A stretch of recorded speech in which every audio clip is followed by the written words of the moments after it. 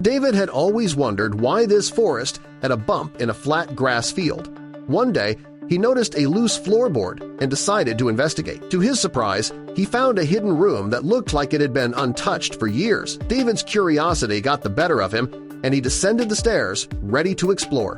David slowly descended the stairs, his heart pounding with every step he took. As he reached the bottom, he shone his light around the room and was amazed by what he saw. The room was small and dusty, filled with old furniture covered in cobwebs.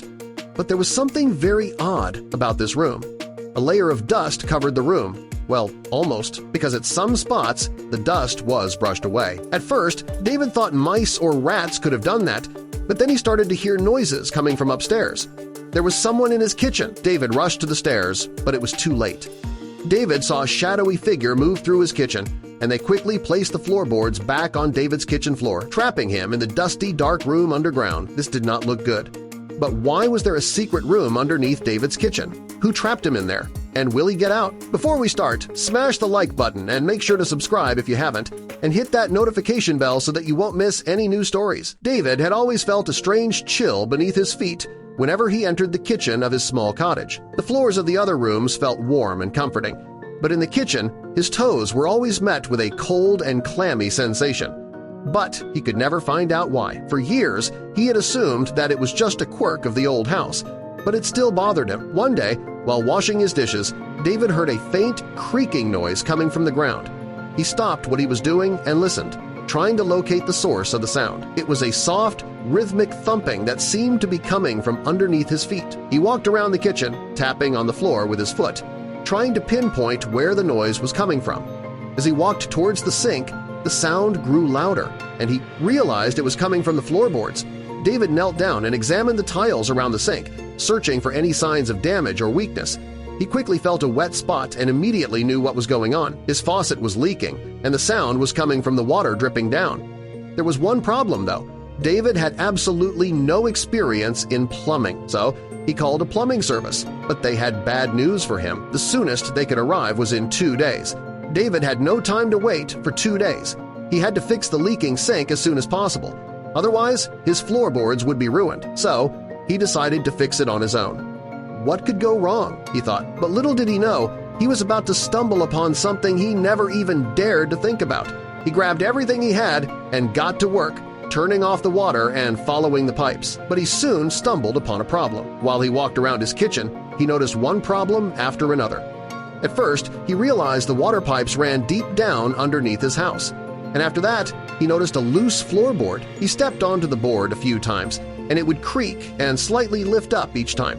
He stepped on it a few times to loosen it up a little more and to think about what he should do with it. He was hesitant to open it, as he didn't want to ruin his floors. He bent down and tried to peek under it without having to open it, but that didn't work. David decided to investigate the loose floorboard further. He knelt down and tried to pry it open with his fingers, but that didn't seem to work. So he tried it with a screwdriver. He knelt down and pried the loose board off, only to find that there was something beneath it that wasn't pipes or insulation. David peered underneath his floorboards and saw a set of stairs leading down into darkness. His heart began to race with excitement and fear as he realized that he had discovered a hidden room under his kitchen. His mind raced with different scenarios as he decided on what to do next. There had been no information about a hidden room when he bought the house years ago. He had looked at the ground plan before buying the place, and there was nothing like this on there. Otherwise, he would have definitely remembered it. David stared at the stairs and suddenly felt very curious. After thinking for a few minutes, David grabbed a flashlight and carefully descended the stairs, his curiosity getting the better of him. With every step, it got darker and darker. As he reached the bottom, he shone his light around the pitch-black room and was amazed by what he saw. The room was small and dusty, filled with old furniture covered in cobwebs. A layer of dust covered everything, indicating it hadn't been touched in years or so, he thought. Fear and curiosity battled within him, but curiosity won. David took a deep breath and began to investigate, carefully shuffling around the room with his flashlight. As his eyes adjusted, he examined the forgotten furniture, wondering who had put it all there. Then he noticed something strange. Not everything was covered in dust. At first, he thought small animals had brushed it away, but among the tiny paw prints were larger ones, human-like, with 5 toes. That couldn't be right. He was sure no one had entered his kitchen unnoticed. David's heart began to race as he realized he might not be alone. He scanned the room for movement. Everything was still except for the sound of his own breathing. Then something brushed his hair. He turned on a dim light bulb hanging from the ceiling, enough to see a cot in one corner, blankets in another, and a table with scattered items, even a half-eaten sandwich. Someone had been living here. He stared in disbelief. Then a creak came from above. David looked toward the stairs and saw a shadowy figure moving. Before he could react, the figure replaced the floorboards, trapping him below. Panic surged through him. Claustrophobia hit, but he forced himself to breathe and stay calm. He shouted for help, but no one answered. Then instinct took over. There had to be another exit. If someone had been living here, they couldn't rely only on the kitchen floor. He searched everywhere until, behind a cabinet, he found a hidden opening leading to a narrow tunnel. A cold breeze flowed through it. It was his only way out. Fighting his fear, David turned on his flashlight and crawled inside. The tunnel was damp and tight, forcing him onto his hands and knees. His heart pounded as he moved forward, thoughts racing. How long had this person lived here? Had they wandered his home at night? Finally, a light appeared at the end of the tunnel. He emerged into the open air, gasping with relief. Before leaving, David sealed the tunnel entrance, hoping the intruder would try to escape that way. Unaware, it was closed. He followed the tunnel's direction through the trees until he spotted his house again, but as he looked through the window, he froze. Someone was moving inside. His mind raced. The nearest police station was far, and he couldn't wait in the cold. He decided to act. Crouching behind a bush, he waited until the intruder moved away from the window, then crept toward the house. He wasn't a strong man, but he grabbed a stick to defend himself. The door was unlocked. Inside, muddy footprints covered the floor bare feet. He followed the sound of movement to the kitchen. His pulse quickened as he peered inside.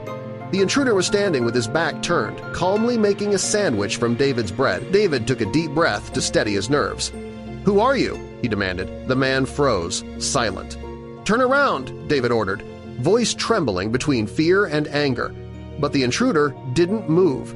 David lowered the stick, loosening his posture. The intruder didn't seem dangerous, but he was wrong. The man suddenly bolted, brushing past David before he could react. Shocked but determined, David ran after him, scanning every corner of his house. He rushed to the doorway and peered outside, but the forest beyond was still. Thinking he saw movement between the trees, he shouted, "Yeah, you better run and never come back!" Feeling relieved, he locked the door behind him, convinced the nightmare was over. But the intruder hadn't escaped. As David entered the living room, he noticed muddy footprints, a dirty couch, and the TV still on. Then he saw the kitchen door closed, something he didn't remember doing. Uneasy, he pressed his ear to it and heard faint noises. Gripping his stick, David counted to 3, burst through the door, and found nothing. The kitchen was empty, the window locked. But then he heard it again, faint movement beneath him. Realization struck. The intruder had gone back into the secret room. Smiling grimly, David blocked the hatch with a heavy chair and called the police.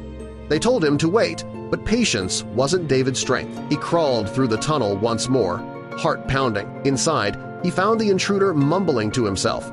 David jumped out of the cabinet, startling the man, who raised his hands in fear. "Please don't shoot me, sir!" he cried. Now face to face, David saw he wasn't a threat, just a frightened, disheveled man in torn clothes. The stranger explained that he was homeless, wandering the woods for shelter when he discovered the tunnel hidden beneath leaves. Thinking it was an old tree hollow, he crawled inside and found the dry, hidden room. It became his refuge from the rain and danger outside. Moments later, police sirens echoed through the trees. David calmed the trembling man, assuring him he'd be treated kindly. When the officers arrived, David guided them to the tunnel and explained that the intruder was harmless. They took the man into custody, but when asked to press charges, David refused. He only wanted the man to get help. Later, alone in the quiet of his house, David returned to the secret room. He sealed the tunnel entrance with rocks, determined that no one would ever crawl through again. Yet as he looked around, he realized the space had potential. Instead of leaving it to gather dust again, he decided to turn it into something special. He filled the tunnel with sand, cleaned the walls, replaced the stairs, and laid carpet. Over time, the forgotten space became his dream project, a private retreat. He installed lights, furniture, and even a large flat-screen TV. It was his sanctuary, his own man cave beneath the kitchen floor. Meanwhile, the homeless man, whose name was Greg, began rebuilding his life.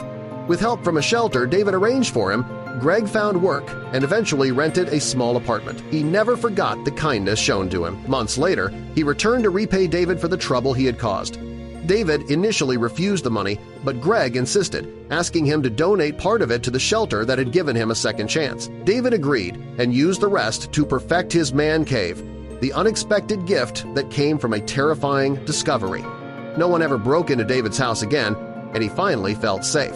He often thought of Greg and the strange chain of events that had brought them together. Without him, David would have never found the hidden room or the peace that followed.